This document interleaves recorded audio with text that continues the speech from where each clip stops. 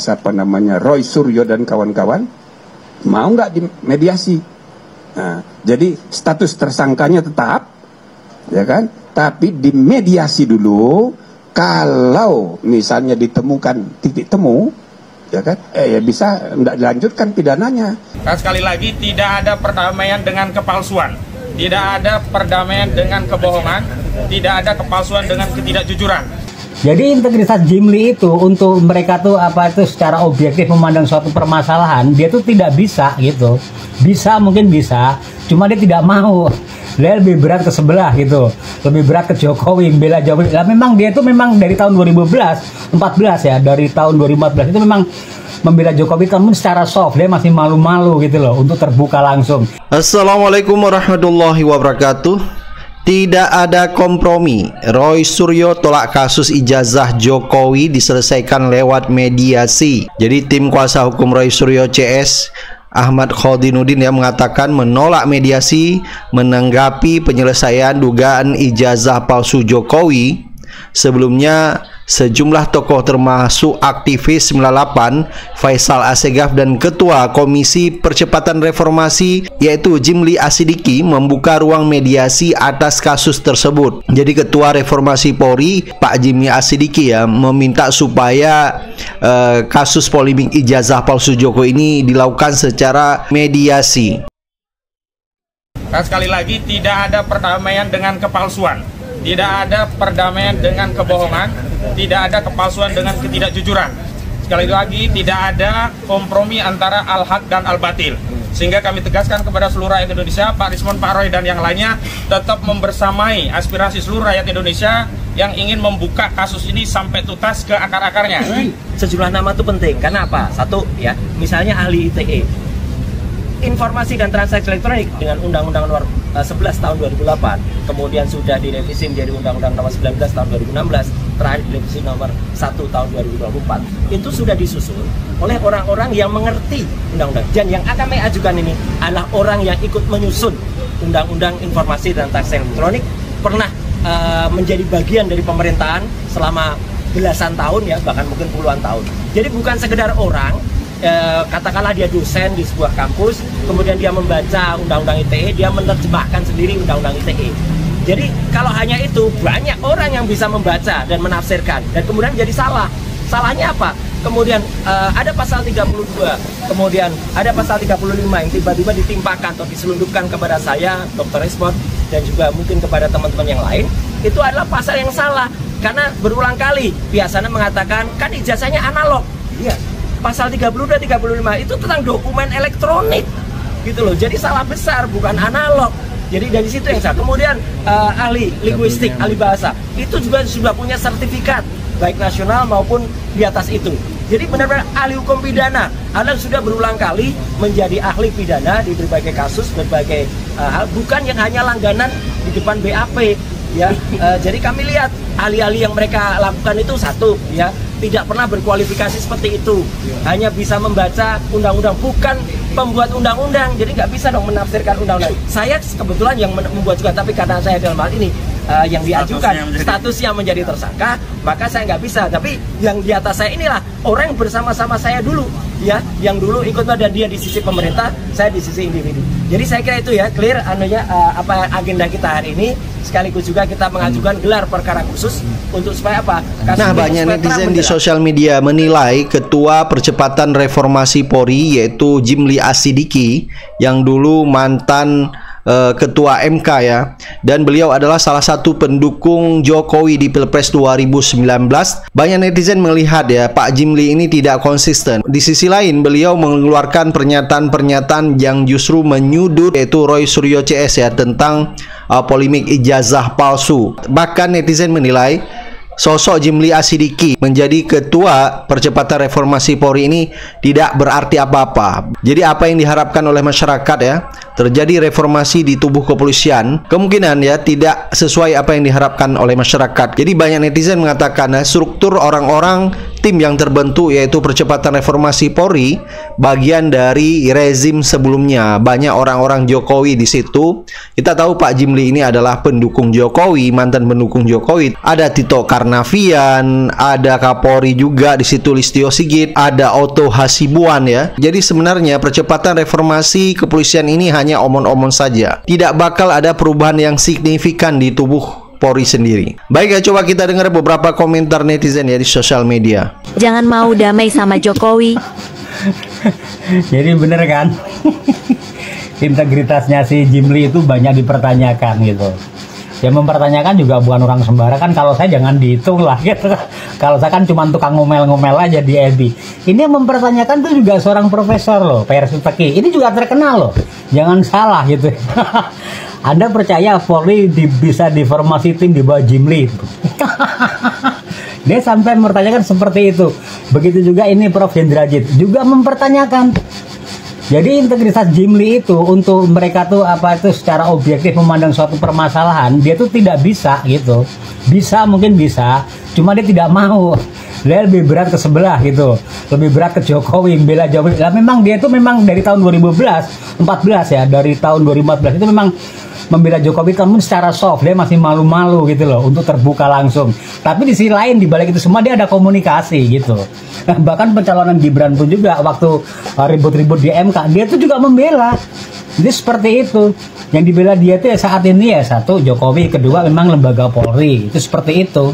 Jadi cuman dari cara membelanya itu kelihatannya itu seperti orang-orang apa itu orang bijak, orang santun cara ngomongnya, padahal tengi.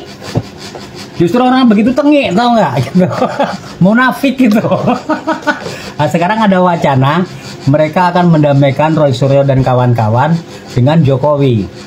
Tapi PH semua ya, semua lawyer yang mendampingi Roy Suryo dan kawan-kawan juga tentunya didukung oleh masyarakat itu menolak untuk damai dengan Jokowi. Jangan mau gitu kan ya. Jangan mau damai dengan Jokowi. Ini masalah harus lanjut ke pengadilan ini. Sampai mereka tuh benar-benar menunjukkan ijazah gitu. Itu kalau punya gitu ya, kalau punya yang asli gitu loh. Walah Jimli, cuman tampang lu aja so bijak itu. Padahal kamu kredibilitas, integritasmu juga dipertanyakan banyak orang. Ini buktinya nih, faktanya nih.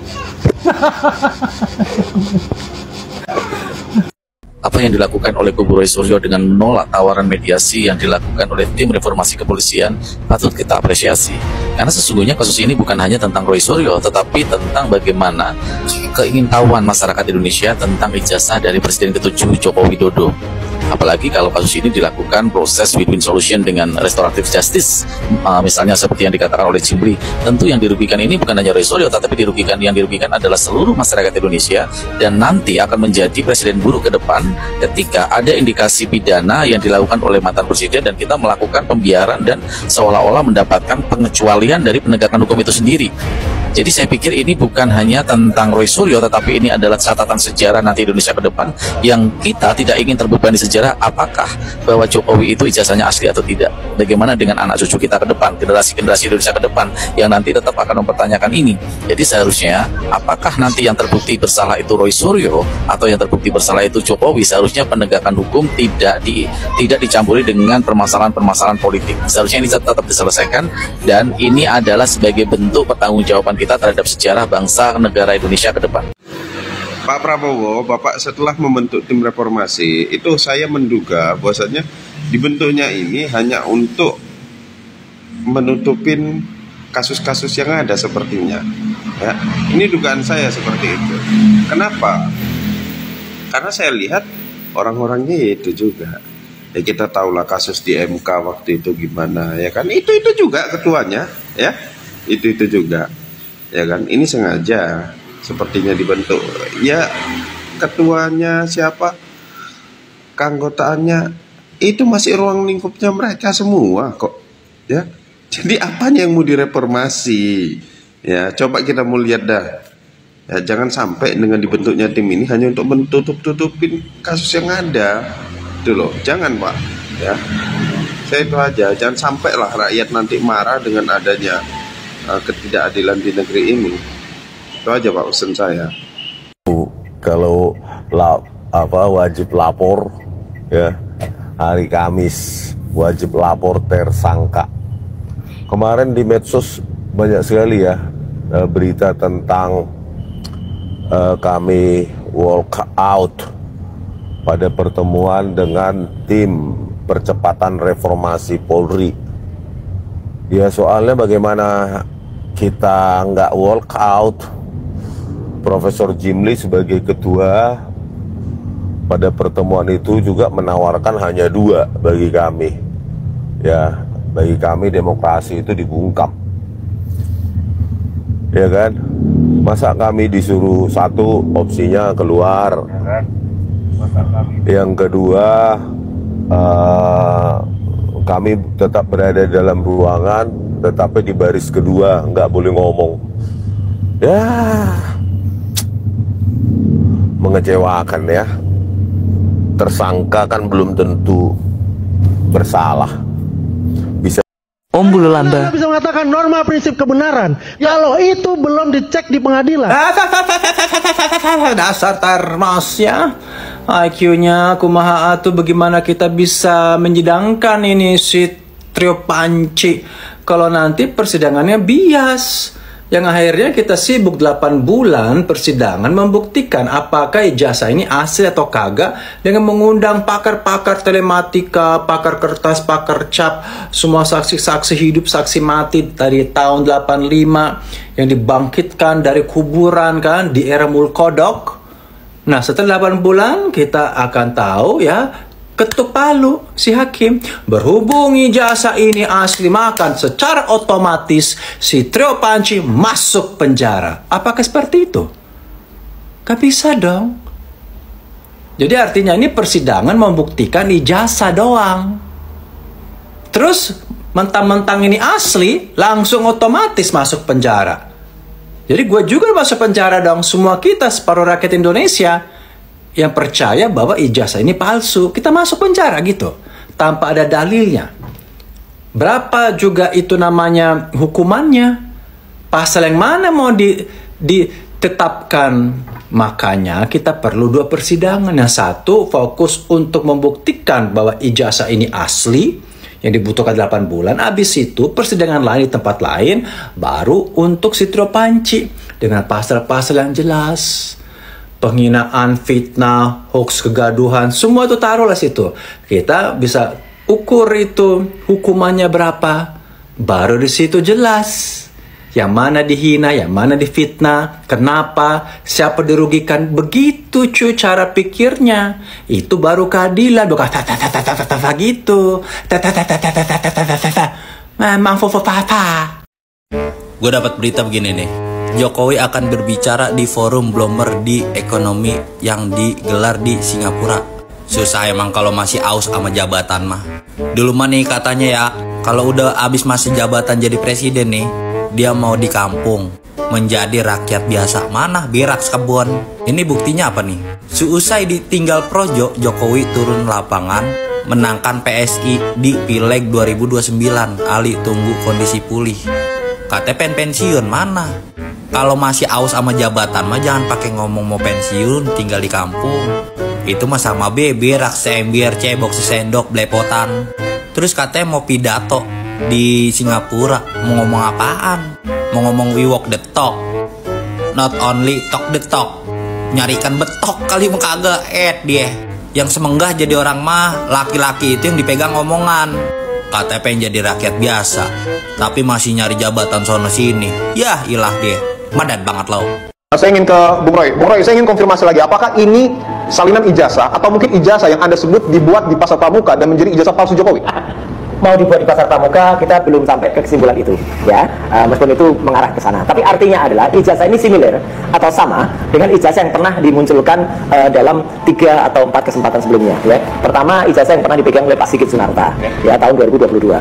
Kemudian yang kedua diupload oleh Dian Sandi Utama yang ketika tanggal 1 April 2025.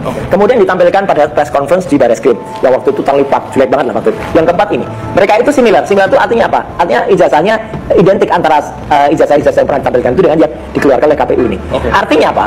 Ketika kami melakukan penelitian dan ijazah yang kami teliti itu yang uploadan Dian Sandi dan sebagainya itu kita indikasikan 99,9% palsu, karena dengan yang ini sama, maka ya bisa kita katakan ijazah ini adalah ijazah yang 99,9% palsu juga. Oke, artinya apa yang sebelumnya sudah Anda teliti dapat dikatakan serupa dengan ijazah ini. Ya, dan yang menarik serupa dengan ijazah ini dan tidak sama atau tidak identik dengan ijazah yang dikeluarkan oleh UGM sendiri pada tanggal 5 November tahun 1985. Itu yang paling menarik. Oke, dan itu yang harus dibuktikan. Ya. Anda berani membuktikan saat ini, Bung Roy? Iya, berani. Misalnya gini. Mungkin kita buktikan secara manual dulu ya. Bisa ditunjukkan mungkin dari kamera.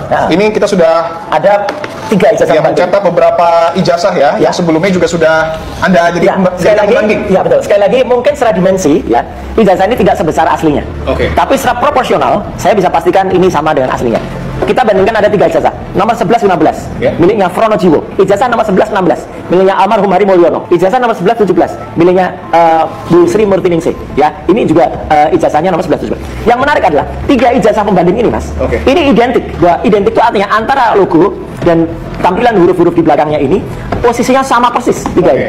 Mas Beni, misalnya ini kita bisa lihat contoh huruf A-nya yang ada di sini. Ini A-nya masuk ke dalam logo. A-nya mencatat yang punyanya Jokowi. A-nya mencatat yang ini. Ya, yang lain itu masuk. Jadi 1, 2, 3 ini sama persis.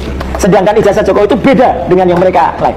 Masuk akal tidak? Dalam sebuah wisuda yang sama, dalam sebuah hal yang katanya dicetak pada hari yang sama, ya kan ini kan di wisuda tanggal 5 November, ini 5 November, ini 5 November juga 1985, ini juga 5 November.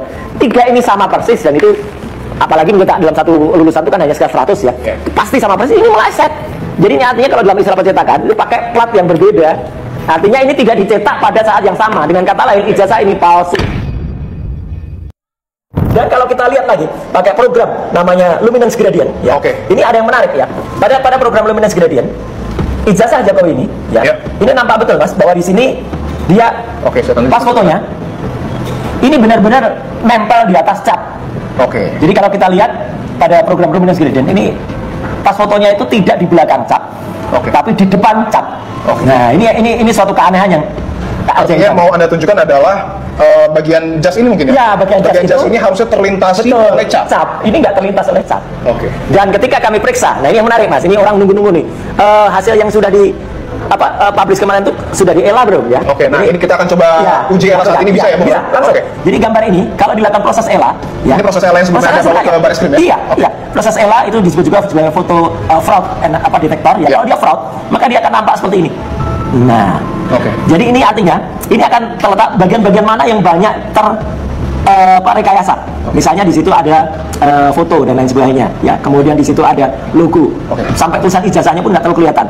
Sehingga memang ini nampak sekali ada bagian rekayasa di bagian foto, pas foto di bawah itu, ya. Juga bagian cap dan juga naik ke atas. Ini kalau di ELA.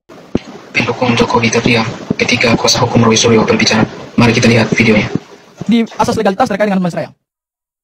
Hasil penelitian Mas Roy, Bang Rismon, dan kemudian Dr. Tifa, jangan dipersamakan dengan apa yang dilakukan oleh 2 terpidana sebelumnya, yaitu Gus Nur dan Bambang Tri. Gus Nur dan Bambang Tri, itu fakta-fakta hukumnya berbeda, konstruksi hukum peristiwa pidananya juga berbeda. Basis yang mereka lakukan juga sangat berbeda. Ya, alat bukti dan barang bukti yang disita oleh penyidik juga sangat berbeda. Jauh sekali. Peristiwa itu tidak bisa kita tarik untuk kemudian kita sama-samakan dalam perkaranya Mas Roy. Mas Roy Suryo, Bang Rismon, dan Dr. Tifa, basisnya adalah penelitian ilmiah. Itu yang membedakan dengan Gus Nur dan Bambang Tri. Kalau penelitiannya ilmiah, maka mensrayanya itu nggak ada. Karena yang ingin dijawab oleh Mas Roy, Bang Rismon, dan kemudian Dr. Tifa adalah menjawab satu missing link yang selama ini terjadi di publik terkait dengan ijazah Pak Jokowi sejak kasusnya Bambang Tri dan Gus Nur, di mana ijazah tersebut juga tidak pernah ditunjukkan di dalam persidangan. Jadi tidak benar apa yang disebut oleh saudara Andi Azwan bahwa ijazah itu akan ditampilkan di persidangan. Rangkaian persidangan pidana dan perdata ijazah itu tidak pernah muncul. Dan yang terakhir, kami pernah mempertanyakan juga, kebetulan saya juga salah satu kuasa hukum dari pemohon sengketa informasi publik di Komisi Informasi Pusat. Terkonfirmasi kemarin kami periksa, ini fakta persidangan ya, sampaikan ini fakta persidangan. Ini bukan omon-omon ya. Karena yang kami periksa itu adalah pihak KPU resmi. Kemarin saya mengejar saksi. Apakah saudara saksi ketika pada saat pemilu 2014 dan 2019 pernah nggak melakukan autentikasi terhadap ijazah Pak Jokowi? Ya. Hasilnya mencengangkan. Ternyata tidak pernah dilakukan autentikasi oleh KPU. Ini fakta persidangan tidak bisa dibantah. Dan itu keterangan resmi yang diberikan oleh KPU. Yang dilakukan itu hanya verifikasi terhadap ijazah fotokopi yang dilegalisir. Tetapi aturan perundang-undangan, kemudian kalau kita mau bicara kebenaran dokumen, itu kan harus dilakukan dulu yang namanya autentikasi. Autentikasi itu berdasarkan ahli kemarin yang kami periksa juga, itu kan minimal ada 3. Pertama dilihat isinya, kemudian yang kedua dilihat strukturnya, dan yang ketiga dilihat formatnya. Sementara yang ditampilkan oleh Andi Azwan itu kan tidak apple to apple dengan ijazah Pak Jokowi. Ya tampilkan aja ijazah Pak Jokowi supaya sama-sama kita lihat gitu loh. Jangan berdalih di balik ijazah orang, yang ijazah orang itu kita tidak pernah persoalkan gitu loh. Kenapa primary evidence itu tidak pernah ditampilkan? Bahkan kemarin pada saat pengumuman penetapan tersangka, menurut saya tidak ada yang surprise. Karena memang penyidikan itu tujuannya adalah membuat perkara menjadi terang benderang dengan mengumpulkan bukti baik alat bukti maupun barang bukti guna menemukan tersangka. Kan kita udah tebak hasil penyidikan di Polda Metro Jaya. Yang ditunggu-tunggu rakyat Indonesia itu adalah berani nggak Polda Metro Jaya menampilkan primary evidence berupa ijazah Pak Jokowi. Itu yang tidak pernah dilakukan. Sehingga penetapan tersangka ini tidak bisa menjawab keraguan-keraguan publik terhadap ijazah Pak Joko Widodo. Kenapa saya katakan penting untuk ditampilkan? Ini kita bicara evidence dalam hukum pidana. Hukum pidana itu peristiwanya harus terang benderang, tidak boleh ada keraguan di dalamnya. Ini Bang Nasrullah nanti bisa menjelaskan secara ilmu hukum pidana.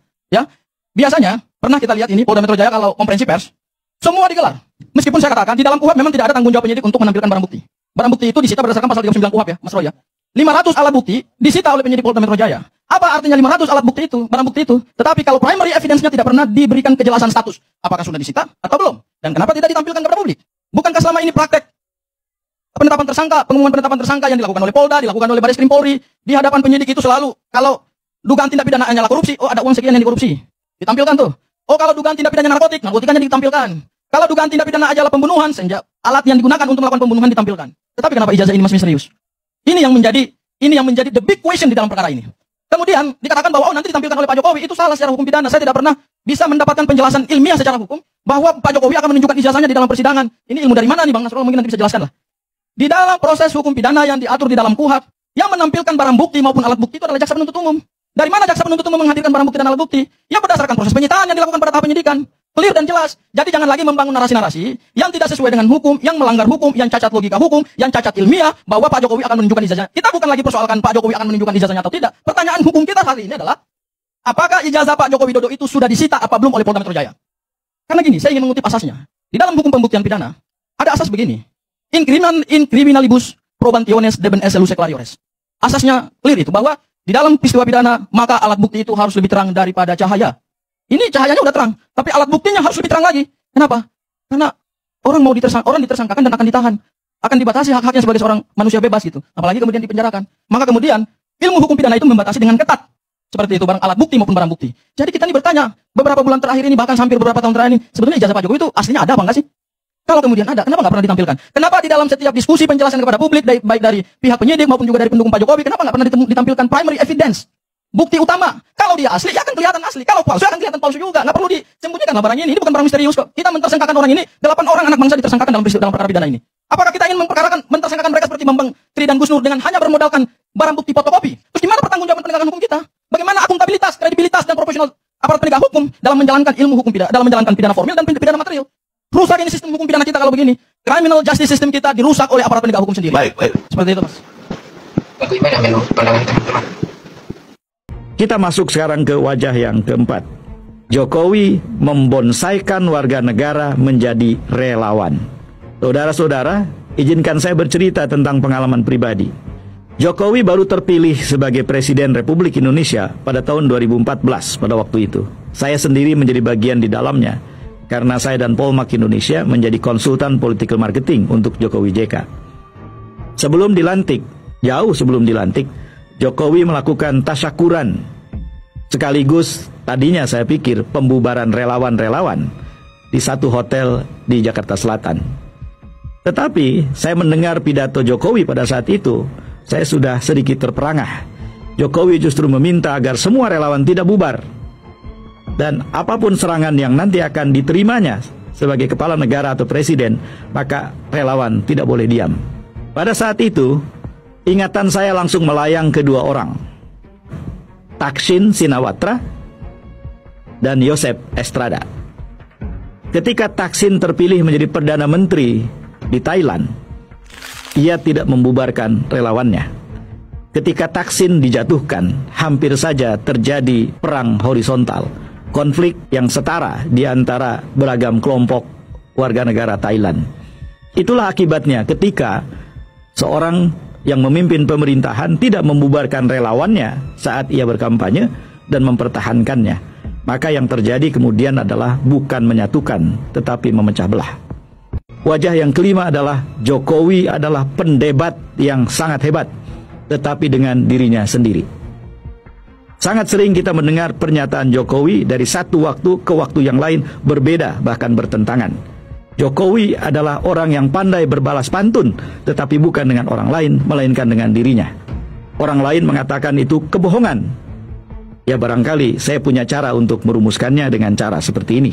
Menurut hemat saya, itulah yang terjadi ketika dengan tegas Jokowi mengatakan bahwa anak-anaknya dan keluarganya tidak akan terlibat di dalam politik. Yang terjadi kemudian dengan sangat segera politisasi keluarga Jokowi terjadi. Pada tahun 2020, anaknya terpilih menjadi wali kota Solo. Pada tahun yang sama, menantunya terpilih menjadi wali kota Medan. Dan kemudian dikuatkan dengan pernikahan Hidayati, adiknya, dengan Anwar Usman, ketua MK, yang di kemudian hari melahirkan skandal putusan nomor 90 tahun 2023. Ada yang mengatakan, loh ini demokrasi, mereka dipilih. Saudara, dalam demokrasi sebelum orang dipilih, orang ditunjuk dulu untuk jadi kandidat. Keterlibatan presiden sudah dibuka oleh banyak sekali orang tentang pencalonan Bobi dan pencalonan Gibran.